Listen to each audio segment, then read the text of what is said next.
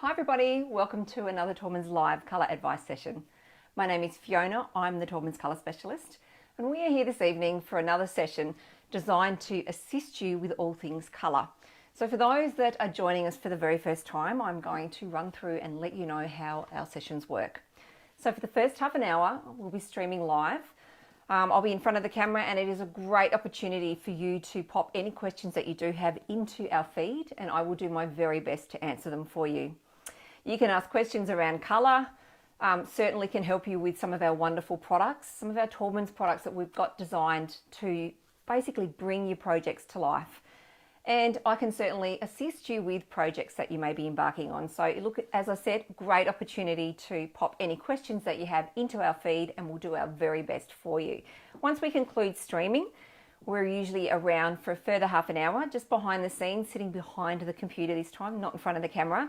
And it's then, if you're wanting to share some images with us, you can certainly do that then. Unfortunately, when we're streaming live, it's impossible to put images into the feed, but do not despair. As I said, when we finish streaming, I'm still hanging around for a further half an hour, share images, and I'll certainly do my best to come up with some colour schemes for you. So how our sessions roll.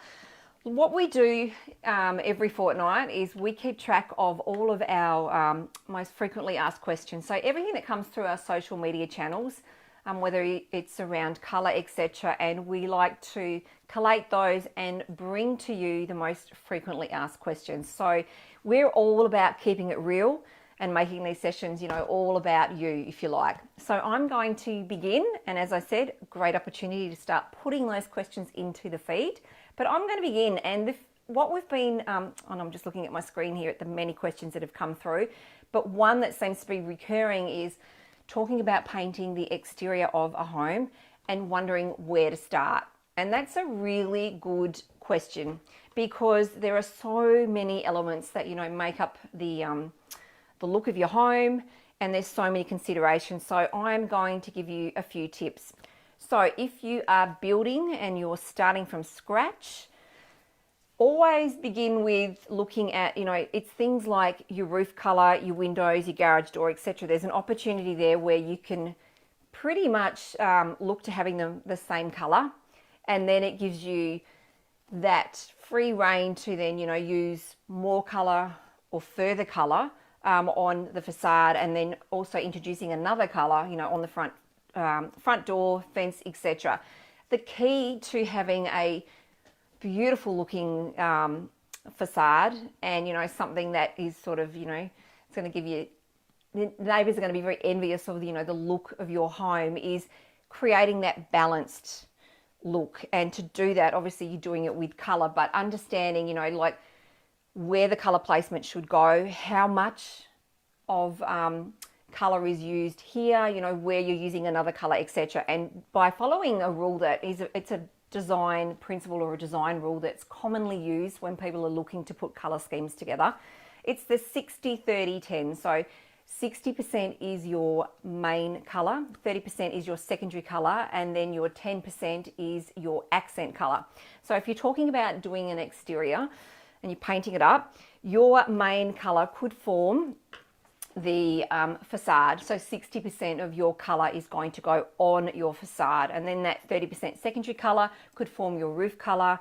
It could also form your window colour, your garage door, and then that accent colour may be where you inject a little bit of colour on a front door. That's just to give you an example. So that's one way of creating that fantastic colour scheme.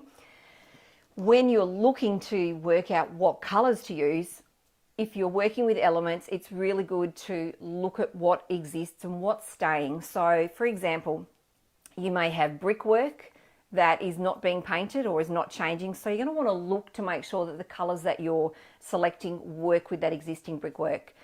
If you're looking to paint a facade, but you're sort of stuck, where do I begin? Have a look at the elements that are not changing, but this may be something like your window frames, your roof, and then, your guttering fascia, etc. And then you can draw inspiration from that.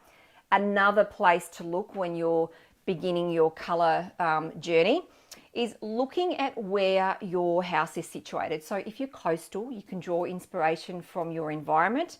And then also too, if you're in a bush setting, it's working colors that are going to work, with its surrounds. Like, it's fantastic to have your home sitting really well within your environment. So that's just to give you a couple of tips, and if you're working, the other tip that I can suggest is when you are looking at your colors, and for example, I mentioned before, you may have a brick facade that you're going to build a color scheme from.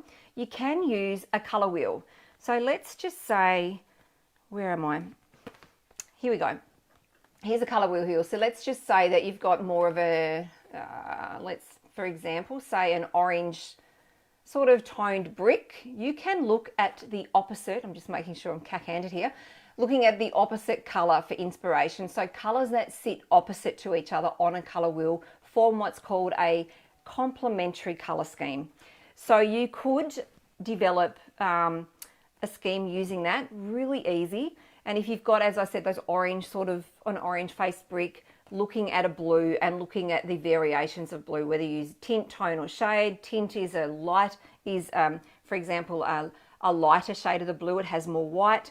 Tone has more grey to the shade of blue, and then your, as they call it, shade has more black, which has been added to the blue. So you can start to play with the variances and the different, as I said a moment ago, the different tones of blue, and working out what is going to best suit you. So that is one way of building a color scheme. So remember 60, 30, 10. So you're getting that, the weight, if you like, of color correct.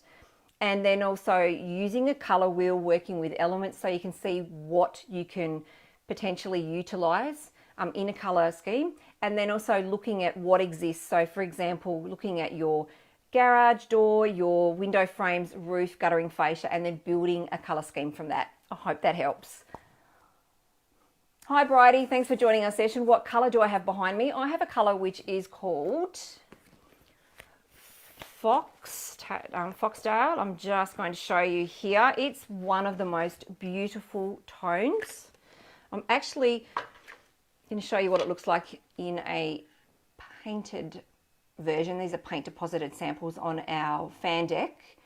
And the beauty of this color is what could be defined as a neutral. So a very soft neutral style grey, which is designed to pair back pretty much with any other color. So that's that color. It is called Foxdale. Okay, and so the other thing, and this is nothing unusual, we seem to be asked this pretty much every time we have a session. We are talking very much around greens. Greens tend to be, I've said it a million times, greens are the new neutral. So green is a color that is taking the spotlight when it comes to interior design. It's being utilized readily for kitchens. They're doing what's called color drenching. So using a green, for example, on a ceiling, wall, doors and trims in a room, it looks fantastic. Even for creating a bit of interest on a facade, introducing a green for a front door. So green is one of the most beautiful, easy to use colors. And if you are embarking on a painting journey and you're wanting to add some color, I know a lot of people tend to think, I'm just going to stick with white. White's really easy, and it is. There's no doubt about it. But there's also too, it's selecting that right white. But color is in, and color has the ability to evoke an emotion, and it can make you feel, I don't know, like you can walk into a space and you can feel at ease, and you may not realize why. And next time you do walk into a space and you do feel like that, have a look at the color that's adorning the walls, because color, as I said, can really create a mood. So green is trending. There are many variances of green. I would suggest if you're embarking on a green paint journey, grab our latest 2025 colour forecast. There are some fantastic greens. So we've got some beautiful greens that can be utilised for a front door. They have the right LRV, which is light reflectance value, which is really important, ensuring that you have a colour that has the right depth or level of, I'm going to say level of colour. You don't want it to be too dark. It needs to sit at a mid-tone to a lighter tone so that it's not drawing too much heat, and it's not going to potentially twist or warp, which can void your warranty on a new front door. So selecting colours that have the right LRV, looking at a 50 or greater, is really important. And all of the colours in this latest forecast book where we're talking about front doors have the appropriate LRV. And then there's some beautiful greens here. We're going into sort of deeper, more organic greens, which look fantastic. And also too, there is, again, some beautiful grayed off greens as well. So I would have a look at this if you're embarking on a paint journey, color journey, not sure where to start. There's some pre-built beautiful schemes in here, along with product recommendations, and along with, it's also been designed to guide you and help you with, you know, where you can use the color. So the placement of color, whether it be a ceiling, wall, doors or trims, etc. So that's a great place to start. And we also have here, which is our Taubmans interior color card. And I'm just going to show you here when we're talking about greens. This has been laid out wonderfully well. And there are, if I fold over and go to the third page, there's some beautiful greens here. And one of my particular favorites is a color called Highland Meadow. We've seen a real, I could say, surge on a sage style green, and this sort of fits that brief. And then if you're wanting something a little bit more intense, having a look at a color called Boston Ivy, it is fantastic. And then also too, if you're wanting a color that's slightly more grayed off, still in that green sort of realm, there's a color here called Lazy Days, which is gorgeous. So colors here, beautiful color card, designed to assist you with all of your color needs. So, and you can pick one of those up off from our Taubmans color wall. So I've got a couple of questions here. What else do I have here? Hi Vivian, thank you very much for joining us. So you're saying, hi, I'm looking at using a green, as I've just talked about, for the base of my kitchen cabinets, such as your dark green velvet or pleasant green. Stainless steel appliances and brushed nickel tap handles. What color white would you recommend for the cabinets above? Oh, okay, so dark green velvet is in here, and I've just talked about that. It is a beautiful white. Here it is here, and we've paired that next to a color which is called Alpine Snow, which is a fantastic white, and I'm going to show you that here. Again, it's a white, so you can categorize whites into, I say 3 categories. So I mean, most colors sit within a warm or a cool space.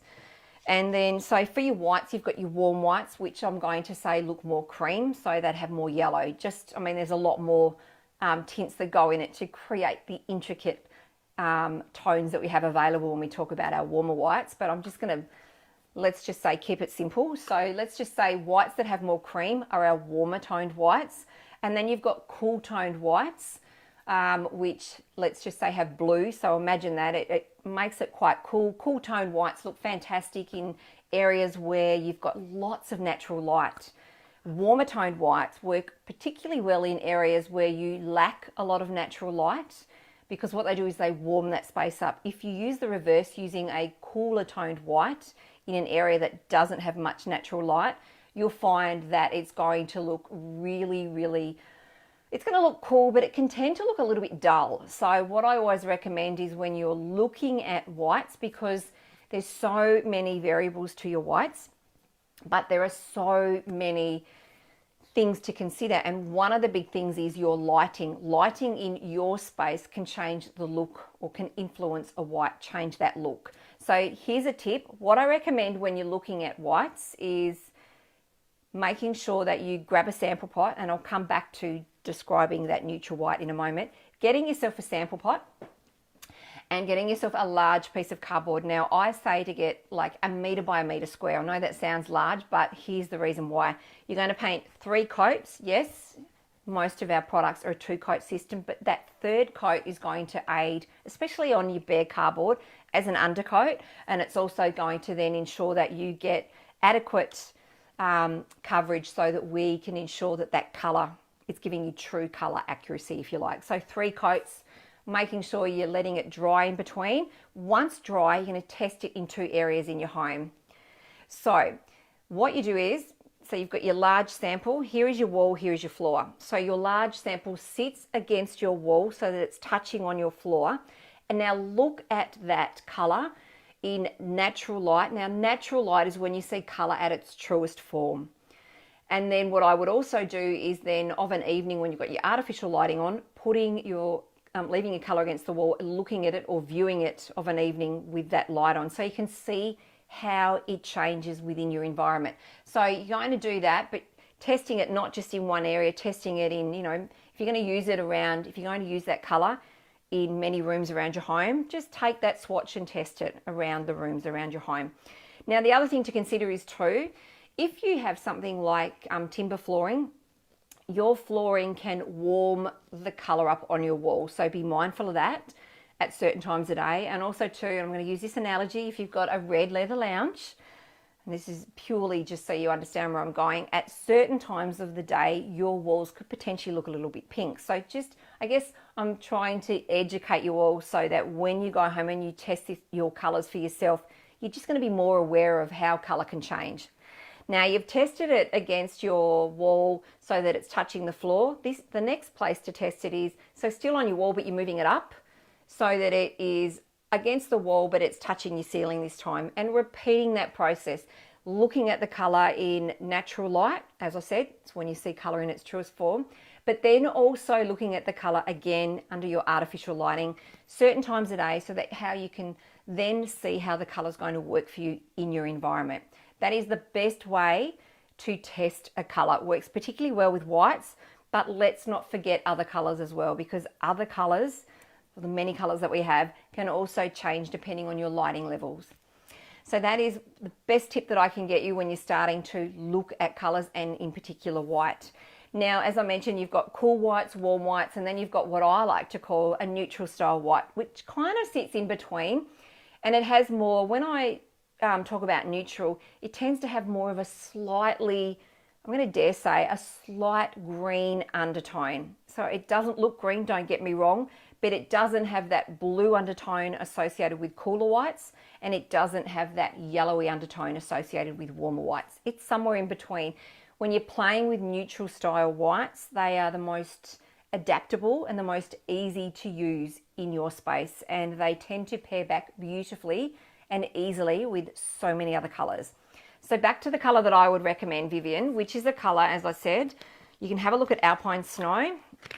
It is the third colour down here. Now, bear in mind, we're looking at a screen. I'm lit up like a Christmas tree in here. The colour's not going to look true to form in here for you. So again, I would recommend having a look, grabbing yourself a sample pot, also visiting our Taubmans colour wall, because I know Alpine Snow is on there, and it's also in our latest whites and neutral colour card. If you're wanting something whiter, have a look at, there's another white, and this is my all-time favourite, and it will continue to be. It is a colour called Crisp White. Now, anybody that's watching this knows that I'm going to be referring to this colour. It's the top white. It is the most beautiful white. Now, what makes it so wonderful is the fact that when you look at what goes into whites to create, you know, when you visit a colour wall, there's hundreds of whites. When you look at what goes into the variances to create that colour, there's so many different tints. So it's like baking a cake, you know, there's a recipe to perfect and to get to that end result. Same sort of thing when you're looking at all of the whites. They all have their own recipe or own formula to create it. Now, Crisp White has one tint and one tint only, and it is a colour which is called Raw Umber. When you look at it in its entirety, it's a murky brown, and you sort of think, okay, but when it goes into our brilliant white base, it creates a wonderful white that has a very soft glow. It is very adaptable. It pairs back beautifully and wonderfully well with so many other colours, and it works in spaces where there's a lot of light, but it also works in spaces where you're lacking a lot of natural light. So that would be the other colour that I would recommend to have a look at, Vivian. And then if I go back to the dark green velvet, let me just find that, and I can probably give you one more. Where are we?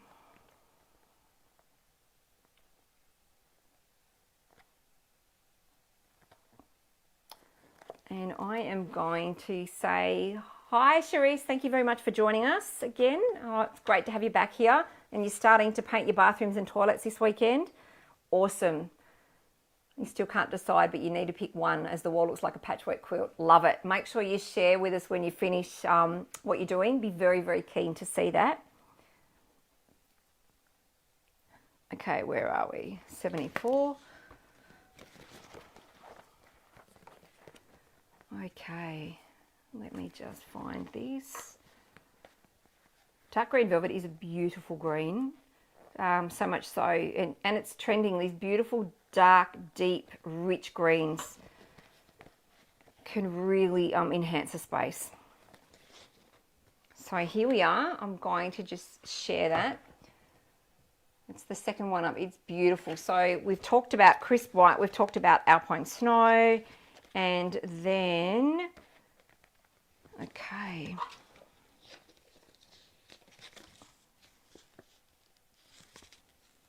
There's another colour that I would recommend having a look at as well. I've given you alpine snow. Aspen snow is another fantastic neutral style white that pairs back beautifully with that tone there. So have a look at that. And then perhaps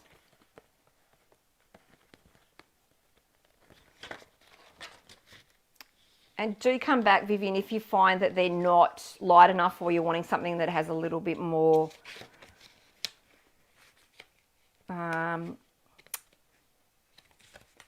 intensity, let me know.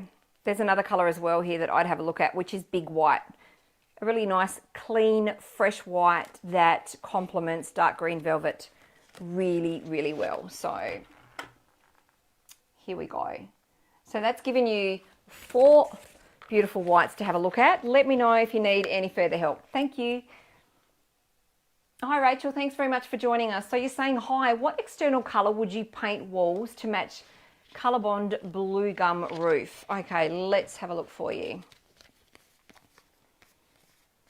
Where are we?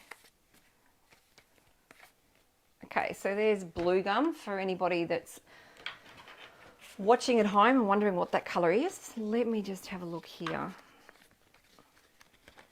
Are you after, Rachel, more of a white or a soft neutral? What sort of, oh, here we go. Straight away, there's a, you could go, if you're after a white. Oh, you're welcome, Vivian. Let me know if you need any further help. And I hope your kitchen renovation goes well. Thanks. Okay, so gazebo white pairs back beautifully with blue gum. So where are we? I'm always back to front looking at a screen trying to make sure I've got this right. So here is gazebo white and here is your blue gum here. They look really, looks really fresh and modern.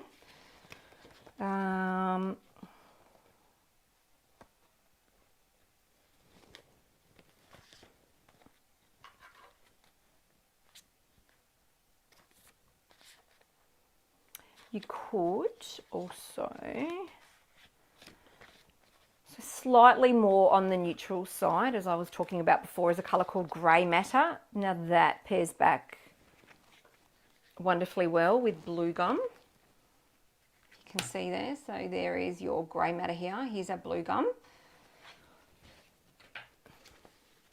And where else are we? Let's have a look. If you're wanting, I'm thinking whether we could find for you perhaps something slightly in that grey.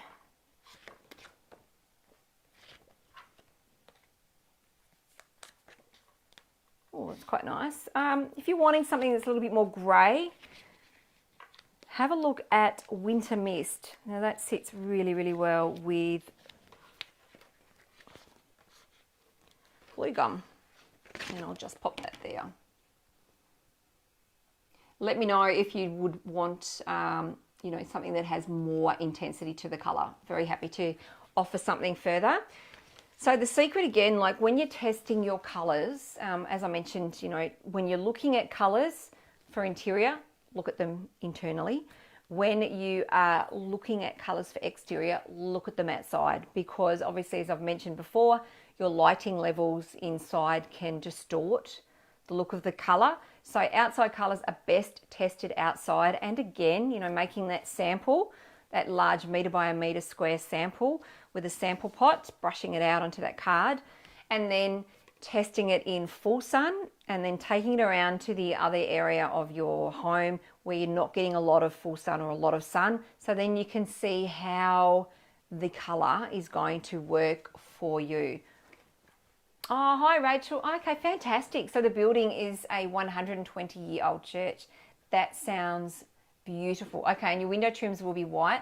Is there anything else that we need to take into consideration that is not changing? So let me know if there's any exposed sort of stone, etc. And then I can certainly help you with selecting that perfect colour. I do feel though that the whites that I've shown you, so being that gazebo white, and what else do we have? Grey matter would pair back beautifully on a church as well, but let me know what else there is to take into consideration, and then I can help develop that colour palette for you further. Thanks.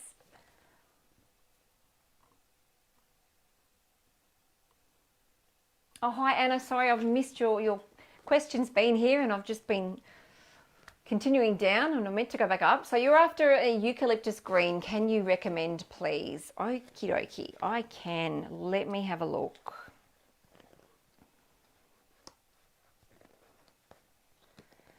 So have a look at, so my interpretation of a eucalyptus style green is a green that tends to have a little bit more grey to it. I mean, it can change because, you know, when you look at a eucalypt gum, for example, there are, you know, the leaves can be green, they can be green grey. So my interpretation, as I said, is probably slightly more green grey. So there's a fantastic colour here, which I'll share and have a look. Oh, Rachel, you're very, very welcome. I'll have a look at this, and if it's not what you had imagined, let me know and I can continue to offer some further eucalyptus style greens. But there's a fantastic green here, third one down, which is called palm frond. So that is a green that tends to have that green, silvery green grey sort of look to it. It is beautiful, and that would, when I think of eucalyptus green, that kind of sits within that realm. Let me also, where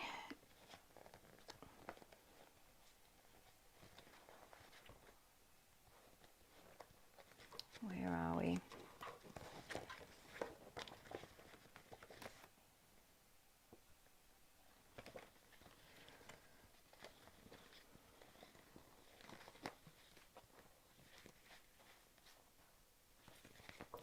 I'm just thinking, it's okay, I'm talking and thinking and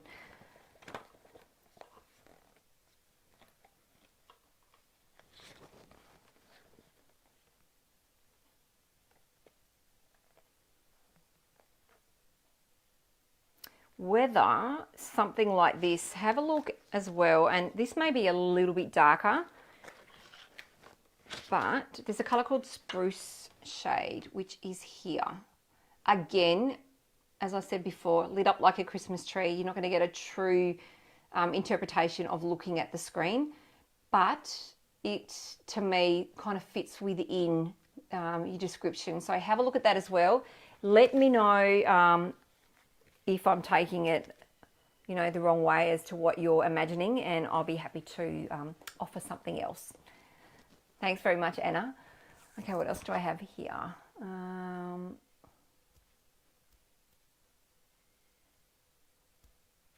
Hi Jean, thank you very much for joining us. So you're saying we're doing a knockdown and rebuild.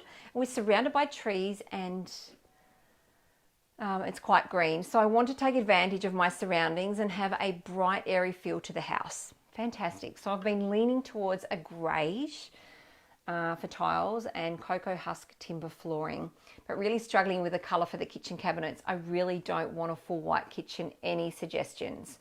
Okay, so if you're going for a greige, which for anybody that doesn't know greige, so greige is that, the way I describe it is it's a grey that tends to lean towards more brown. So it's more brown toned grey.